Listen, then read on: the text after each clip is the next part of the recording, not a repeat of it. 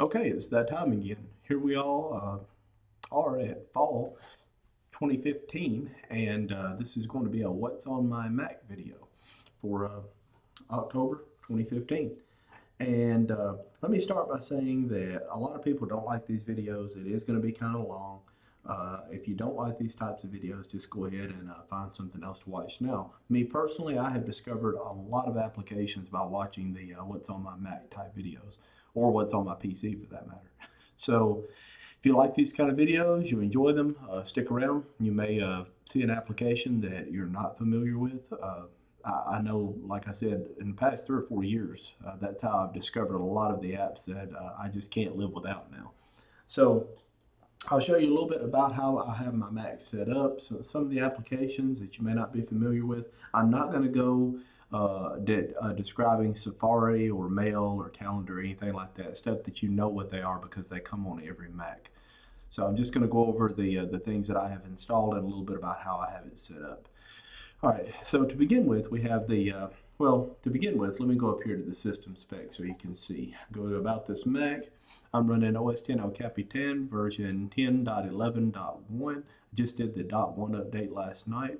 It is a Mac Mini late 2012 processors, 2.5 gigahertz Intel Core i5, 16 gigabytes, 1600 megahertz DDR3, and I have an SSD, 240 gig SSD boot drive, and Intel 4000 integrated graphics. The display I'm working with here is actually 27 inch. It's a Asus 27 inch 1920 by 1080. Storage, I have two hard drives in this Mac Mini. I have a 240 gig Crucial SSD boot drive, and I have a 1 terabyte 7200 RPM rotating spindle drive for backup. So let's go ahead and get started over here with the Finder. Everybody knows what the Finder is. This is a little bit how I have mine set up. So you'll see I have my folders organized over here with Dropbox, AirDrop, all my files, iCloud Drive applications, desktop, documents, downloads, movies, music, pictures, and then my storage drive, which is the 1 terabyte secondary drive, and remote disk. I do not have tags over here because I don't use tags. And as you can see, my little Dropbox folder in here, I do have Dropbox installed. It's the first thing up here. So I like this. I like this list view the best. I don't like cover flow at all. I don't really like icon view for this type of thing, so I do like this list view here. So you'll see most of my things are in list view. As you can see, I also have several applications down here, but these are just my most accessed applications, I guess you could say. Stuff that I use almost every single day, if not multiple times a day. So I leave them down here in the dock. I like to keep it very clean. And as you can see, I have spaces in my dock to keep various applications separated from one another so I can easily tell what's what. I like to set my dock size down pretty small. I'm not sure what the icon size is here, maybe 32 pixels, I'm not sure, but I have it set down pretty small where I can just make out what it is, and I do have magnification turned off. So the way I get these spaces, I will get into that in a little bit, but it's an application that I installed that does work with El Capitan. It just started working with El Capitan actually. But let's go ahead and go from there. We have Safari, everyone knows what that is, Google Chrome. Google Chrome is my preferred web browser. Safari has come up a lot, but Google Chrome still has a few little features that I find handy, and I like it. So I always install Google Chrome.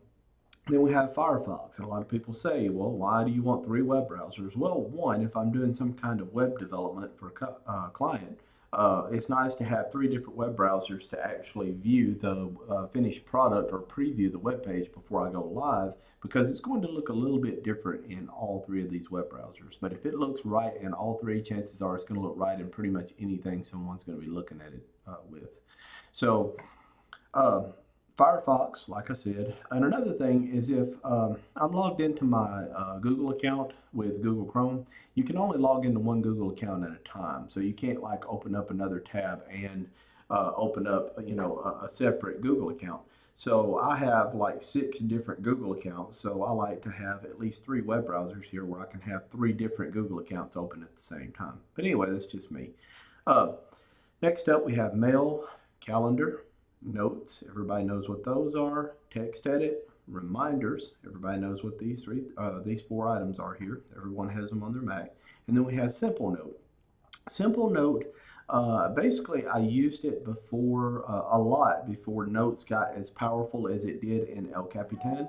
Now that Notes are far more powerful, Simple Note is not used as much anymore, but still, if you just want to sync over the web and over all your devices very quick, I find that the syncing works a little bit better in Simple Note than it does in the stock Notes app. So go from Simple Note to iTunes. Everyone has that. Vienna. Vienna is my favorite RSS feed reader. So all my subscriptions. Also, I have all of my people that I'm subscribed to on YouTube dropped in here, so I get updates with the new YouTube. Google, what Google has done to YouTube, they've really screwed up the subscriptions. Excuse me. And when you, a lot of times you can't tell like who has videos and who doesn't. So I've gone for like a couple of weeks at a time, not seeing any of my subscriptions videos pop up. And that's not right. They've really screwed that aspect of it up, and I think it's really cost people a lot of subscribers and a lot of hits that they would have normally hit. So I dropped that into Vienna, and I actually have all my subscriptions there. And I can open up that real quick, and you can take a look, uh, and you can see my subscriptions are all propagating here. So just a good thing to have to catch up so you don't miss anything. Next up, I have Final Cut Pro. This is the latest version of Final Cut Pro. I use that for all my video editing. Uh, Next up, System Preferences, which is System Preferences. Everybody knows what that is. The App Store. ScreenFlow, which is not normally in my dock, but because I'm using it to record this video, I do have it in my dock. It's a very good desktop recording application. A lot of people will say, well, you know, you can just use QuickTime to record your desktop, and that is true. You can use QuickTime for this, but ScreenFlow has a lot of pro features that you're never going to be able to get out of QuickTime. So, you know, it is what it is. But let's go ahead and go over to my documents. As you can see, this is how I keep my documents set up. I have a stack for documents, a stack for my downloads, and then another stack for my applications. So I keep them in three separate stacks here, and just for easy access, I do have folder view and grid view turned on. And if you open them up, you'll notice everything is in list view. So that's how I keep my dock set up. It's very handy for me. And of course, we have the trash bin over here. If you look over here to the right, top right hand side, you will see that I have my notifications and then my today. So I have, this is the way I have this set up. So I have my social media, Facebook, Twitter, messages over here, and then I have weather, and then I have my events for tomorrow. So basically calendar, and this is how I keep it set up. I keep it very clean. I don't like a lot of clutter. I don't like to keep the calculator over here and all that like some people do. So I keep it as clutter free as possible. Now let's move on up to the menu bar here, and as you can see, I have a few icons here. You might not be aware of what they are, might not have seen before. Let's go from the left side over. So right here we have Text Expander, and Text Expander, basically what it does, it allows you to create little snippets. You can create little shortcuts to often used phrases or things that you would often type. And I mean, it's very extensive as to what you can add to it. So you can actually go in and, for instance, if I do :web, it will give my website address, my web address. If I do :web2, it will do my second website. So if I do :ph, it knows I want to do the phone number, so it automatically types out my phone number. It comes in really handy when you're doing a lot of repetitious stuff, and you can you can get really expansive with the little snippets and really complex if you want to. Right now, I only have like 10 or 15 set up, but I mean, once you get used to this, you're going to find it hard to live without it. Next up, we have, that's my ScreenFlow icon there, so that's the actual recording software here. Next up, we have what's called Jump Cut. And what this does, what Jump Cut does, is it basically is a clipboard manager. So it saves all my little, everything that I highlighted and clicked copy, or I've copied to my clipboard, is going to show up here. And you can, I think, store up to like 30 items here, where it'll show like 30 different things. And then you can always go in and clear the history out if you want to. But it will save all of your little snippets, so you can just paste into whatever you need to paste into. Very handy. Can't live without this on my Mac. It's one of those must-have apps. Speaking of must-have apps, we have Dropbox. The Dropbox is the first application that gets installed on any Mac that, or any PC for that matter, that I'm going to be working on. I have to install Dropbox. Can't live without it. Absolute must-have. And there's another reason for it that I'll get to in a minute. Next up, we have Bartender. And Bartender is one of those apps that I didn't think I needed until I used it, and then it's like, wow, I wish I'd had this the whole time. I thought it was going to be useless. I really did. But you know, once you get used to it, normally I would have icons out to about here on my dock. And if you have a bunch of stuff, if you have, you know, 10, 15, 20 programs up here all running at the same time, it gets kind of cluttered. Bartender actually allows you to drop stuff down here into this little sub menu. So you don't have to actually go through here and have all these. It keeps the clutter down up here in your menu bar basically. So I really like it. It's a paid for app. It doesn't cost much. It's just a few dollars, and so is Text Expander. Not a whole lot. I believe all of these applications are going to be under 20 bucks, but yeah, two really handy apps there. Next up is 1Password. Really like 1Password. That is the second app that gets installed on any Mac. So Dropbox comes first, 1Password comes second. 1Password is a password manager slash password vault, and it will store all of your applications, or excuse me, all of your web passwords, all of your email passwords. It can store your credit card info, and you basically use a master password to decrypt that. And in conjunction with Dropbox, I actually keep the 1Password file encrypted in Dropbox. So you can actually install Dropbox and install 1Password and then just synchronize it through all your devices. So I have 1Password installed on my MacBook Pro, uh, my Mac Mini, as well as my iDevices, my iPad Air, and my iPhone. So it comes in really handy. Next up, this is another one of those applications I really didn't see a need for until I started using it. It's called Drop Zone. And basically what you do is you can create a file anywhere. It's kind of hard to explain, but you can create a file, have a file, and you can drag it up here. And then once you drag it to this point, it automatically initiates one of these actions depending on where you want to drop it. So if I dropped it, for instance, if I created say I had an MP3 and I brought it up here and I dropped it to this music, it would automatically put it in my storage drive, my music section on my storage drive. Same thing for videos and documents. These are all linked to my storage drive. So instead of having to open up the Finder, take my little MP3 file, go to storage, drag it over, and then drop it into the music folder here, instead of having to go through all that 2-3 steps, I just take the music file, drag it up here, and drop it right into here, and it's automatically copied to my music drive on my secondary hard drive. So really handy little shortcut there. You can add your own apps. For instance, I have an application called InstaShare. Um, and we would go over this in a minute, but since it's here, I'll go ahead and tell you a little bit about it now. InstaShare connects instantly to my phone, or my iPad for that matter. So if I have InstaShare opened on my phone and I have InstaShare opened on my Mac, any file that I drop here gets transferred instantly over to the iDevice that I'm on. So really handy right there. So basically, if I had a picture on my desktop that I wanted to transfer to my phone really fast, I would go to InstaShare on my phone, drag the picture up here, drop it here, and it would instantly transfer over to my phone.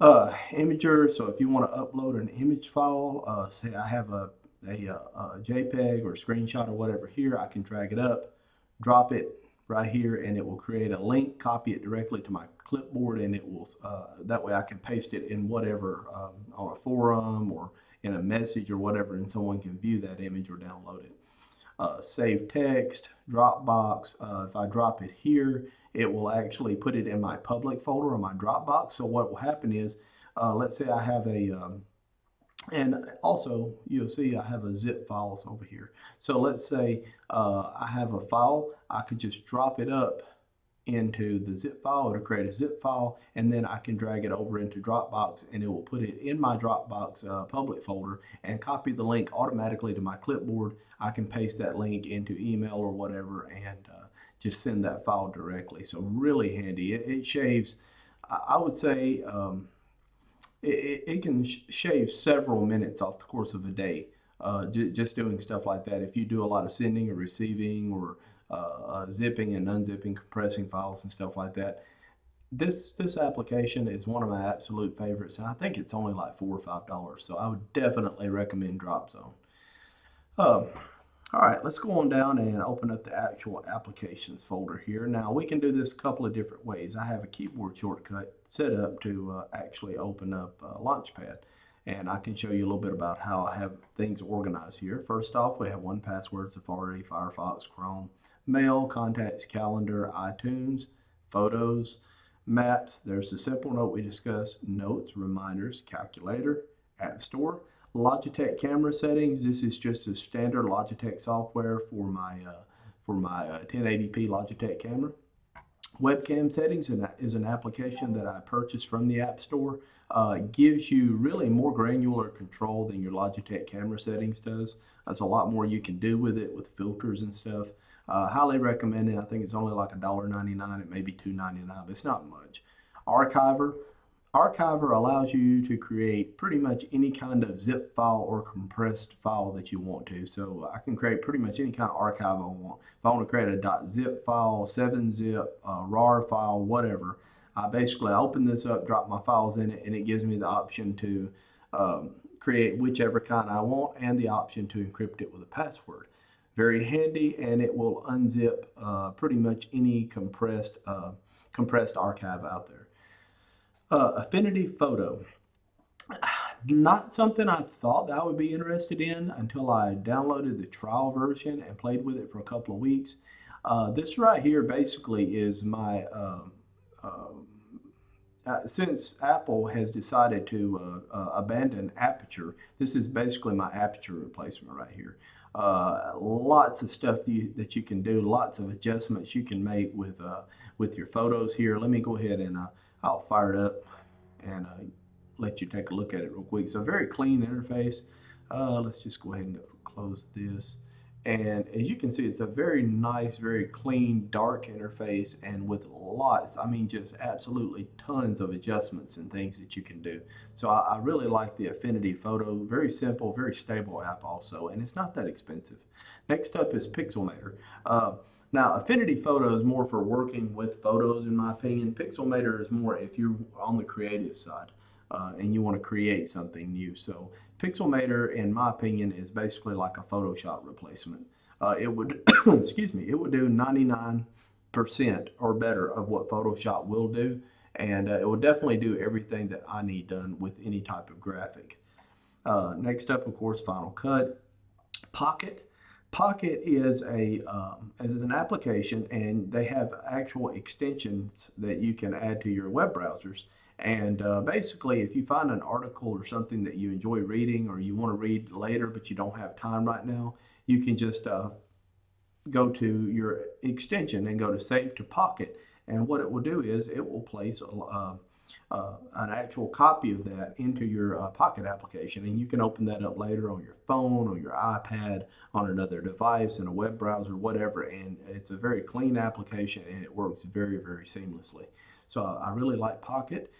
Absolute must-have right there. Light icon. If you've noticed, most of my icons are not the stock icons. As a matter of fact, even my folders and stuff down here are not stock. You'll notice they're this cool guy aluminum look. And the way I changed all my icons is with light icon. Now, one caveat, guys. With light icon, you actually have to disable the system-wide protection. So there's a feature in El Capitan called rootless, and you actually have to temporarily disable that to be able to get light icon to work, because it has to have elevated permissions to change the system icons. So just a little caveat there, but if you really want to change your icons, that's the way to do it. Next up, ArtText 2. Basically, it's just a graphic editing program. You can type text in and give you some little effects. You can create logos. Nice little application. Media Human Audio Converter. Exactly what it says. It will convert pretty much any type of audio to any other type of audio. So I'll launch that really quick. You can see you just basically you drag and drop your media in here, and it will give you these options. You can convert to any of these, and here's your options on the bit rate and such. So I mean, a really nice little application. I normally keep this to MP3, and just basically you can convert pretty much any type of sound file into a .mp3 file just by dragging and dropping in here and hitting convert. So nice, handy, very simple application. Next up, we have YouTube to MP3. Uh, does anyone else download most of their music from YouTube? I know I do. YouTube, you can find a lot of music that you wouldn't normally be able to find anywhere else. And yeah, I just dropped the link in here, and it automatically downloads and converts it to a .mp3 file. Indispensable piece of little software here. Absolutely wonderful. 4K slideshow maker and 4K video downloader from the same people. Basically, you just drag and drop some pictures into this app, drag and drop MP3 file, and it will create a slideshow, and you can adjust effects. Very quick and dirty way to make a slideshow. If you don't want to fire up the full Final Cut Pro up here just to make a simple slideshow, fire this up, drag and drop a few things. I'll fire it up for you real quick. Basically, you just drag and drop a few things here, and you're good to go. It will automatically spit out a nice little slideshow for you in like 5 minutes. 4K video downloader. Ever wanted to download videos from YouTube? This is the way to do it. In my opinion, the best way to do it. With 4K video downloader, basically you just, let me fire it up here. And there's a new version out. We don't want to update it now. Skip this. Basically, you have your application here, and you copy your link from Safari, Chrome, Firefox, whatever your web browser is. You go to page link here, it will download the video into your videos folder. So good to go there. Next up, popcorn time. For any of you who know what torrents are and you know what popcorn time is, then you know what popcorn time is. Basically, it's like the better version. It's what Netflix is supposed to be. Let's put it that way, and I'm going to leave it at that. Do your own research and find out what this is. Be very careful. Depending on your ISP, you may get flagged for this application. Next up, Walter. Walter is an application that allows you to transfer audio, video, or pictures directly to your iDevice, be it an iPad or an iPod or an iPhone, without firing up iTunes. iTunes, as we all know, is bloated and absolutely sucks balls. So what Walter does, basically I fire it up, and if I connect my iPhone, I just drag and drop my music right into it, and it sends it straight to my phone. No need to fire up iTunes, no need to sync, no need to go through complicated multi-tiered menus. Just drag and drop your stuff here, it goes straight to your phone. Absolutely love it. One of those must-have applications. Next up, we have Adapter. If you work with video or music files, Adapter is an awesome application.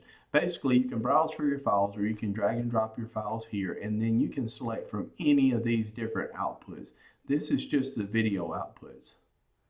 And as you can see, the list is absolutely extensive. On the audio side of things, images. So basically any type of image, audio, or video file you can think of, if you drag and drop it in here, you convert it to any other type of graphic, audio file, or video file you can think of.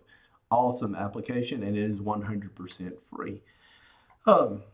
There's Vienna again. Handbrake. Handbrake is the preferred DVD ripping software. Basically, you fire it up, you put your DVD in, whatever you want to copy, and you can export it out to basically whatever type of file you want that's iPad or iPhone compatible, or whatever format you want to export it out into. So Handbrake, nice little bit of kit here. Next up, and I'm probably gonna mispronounce this, but Combrate, I don't know how you pronounce it, but it's a basic burning application. So you can drag and drop your music, your data, whatever, your ISO, your .dmg, drop it in here, burn it out. It honestly, it's a little buggy right now with El Capitan. It worked well in Yosemite, but in El Cap, it's a little bit buggy. So hopefully they will iron this out soon. But considering Toast Titanium no longer works at all in El Capitan, this is your next best bet, I think. It's not free, and considering it's not free, I wish they would work the bugs out of it. Next up, we have iConvert Icons, and what this app does, basically, you drop any type of graphic file in here and you can export into any of these formats. So I can take a .png file that I found on Google Images and I can drop it in here and it will convert it to an ICNS Mac icon file. And then I can use that icon with the Light Icon application and change any of my system icons to whatever I want them to be. Very handy, very nice little application. It's only a few dollars. Next up, we have Reflector. Basically what Reflector does is I can mirror my iDevice to my main computer screen here, and I can use it for display purposes, or I can do a tutorial with using Reflector because it'll actually put my iDevice on the screen here. A lot like the way they do the keynotes at the Apple events. There's my jump cut. Unity. Unity is an application, and so is Air Video Server. Both of the Unity's free. Air Video Server is cheap, but it is a paid-for app. But basically, what both of these allow you to do is stream video. So what I have them accessing is not my movies file, but over here on my storage drive, my videos files on my storage drive. That's what I have Unity and Air Video Server accessing.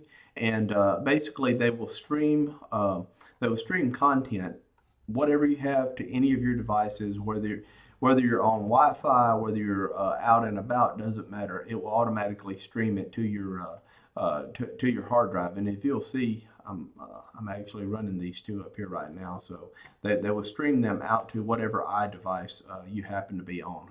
Very handy little applications there. VLC Media Player, an absolute must-have. It gets installed on any Mac, PC, or Linux box that I happen to be working on. VLC will open pretty much any audio or video file ever created, and if it won't, you probably don't need to be opening that. Next up, Transmission. Transmission is a BitTorrent client. If you don't know what that is, do some research on it. Logoist, or at least that's how I'm going to pronounce it. Basically, if you want to create snazzy logos, nice little graphics, it's a very simple application, and the formats can be exported into other editors that I have on here as well. ScreenFlow, Text Expander, we went over those. Let's go to the start from the bottom down here and go to productivity. Productivity, all I have in here is Keynote and Pages. Everybody knows what those are. We'll get into it. My Google Apps. Cloud. So in Cloud, we have DropZone 3, Dropbox, and InstaShare. Next up, we have these movie tools here. Now, these are not going to come on your machine. This is from an application that I actually purchased. It is a screen recording software, and it allows you to convert these different formats, and it actually allows you to record your Skype calls. In my other folder, we have applications like QuickTime, TextEdit, DVD Player, Time Machine, some unused stuff, as well as Terminal, Disk Utility, stuff that I don't access regularly. I just dumped it in the other folder here. Next up, social networking. We have Messages, FaceTime, Skype, and Twitter. And unused, we have Preview, Dashboard, Mission Control, iBooks, Game Center, Photo Booth. Never use any of these, and on the times I do use Preview, I don't have to actually open up the application from here. Next up, we have the Utilities folder. These are the utilities that I use to keep my Mac clean and running smoothly. A couple of these are on a trial version right now. I haven't paid for it. I am running the trial to see if I like them. But let's start from the left. We have Simple Cleaner. Simple Cleaner, it does exactly what it says. It's a simple cleaner. You start the scan. It will give you an overview of your hard drive. Hopefully this won't mess the video up here, but go to Start Scan, and it will show me all the garbage files that are on here. I hit clean, and I'm done, and it will X out. Okay. Next up, we have CCleaner from Mac. If you're familiar with the PC world, you know what CCleaner is. Same application for the Mac. A little less functionality on the Mac side. Mac Clean basically is the same type of application, but it will pick up a few things that CCleaner and Simple Cleaner miss. So I like to run these in conjunction with one another. Free memory. Every once in a while, have you ever noticed your Mac will start to bog down just a wee little bit? Even running 16 gigabytes of RAM, I notice if I open up 4 or 5 tabs in Chrome and then open up maybe Firefox and I leave them going for a couple of hours, along with maybe, oh, I don't know, Twitter and iTunes and Final Cut, I'll start to run down on my memory pretty quick. Anytime I get much below 6 gigs of free memory, I will go here, click on this, and free my memory up a little bit. You can accomplish the exact same thing by just opening up the terminal, going to and typing in sudo space purge, hitting enter, entering your password. It will do the exact same thing. This just does it with one button versus having to do all that. Clean My Mac 3.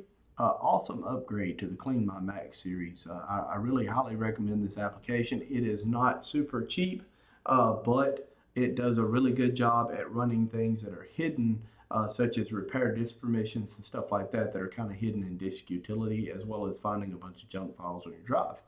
Main Menu Pro, I have this on a trial version right now. Does basically the same thing as Clean My Mac does, a bit different user interface here. App Cleaner, absolutely must have it. That's one of the applications that first gets installed on any Mac. Basically, any app that you have installed on your system, you drag and drop it from your apps folder to here. It will locate every file associated with that application, and you can delete them all at one time, and it's like you never had the app installed to begin with. Love it. Next up, we have System Preferences, Bartender, Launchpad Manager, and this is for Yosemite. I don't think they actually have a dedicated El Capitan version out right now. This is for basically this is to control your Launchpad. So you ever go to Launchpad like we have it here and there's not an icon available for a particular application, or you get duplicates or whatever, this will actually allow you to go in and manage that and delete stuff from your Launchpad. Next up, Daisy Disk. Daisy Disk is a disk inventory software. So basically, I don't know how this is going to affect the video here, but if I click on it, basically I can go here and I can go to scan my SSD drive.